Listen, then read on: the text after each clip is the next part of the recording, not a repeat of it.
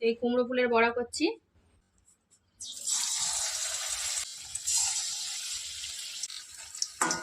গত গতকালের কুমড়ো ফুল তো সেই জন্য একটু চুপসে চুপসে গেছে, আর এমনি রোদ হলে মেলা হলে শুকিয়ে যায়। এখন তো 1:30টা বাজে।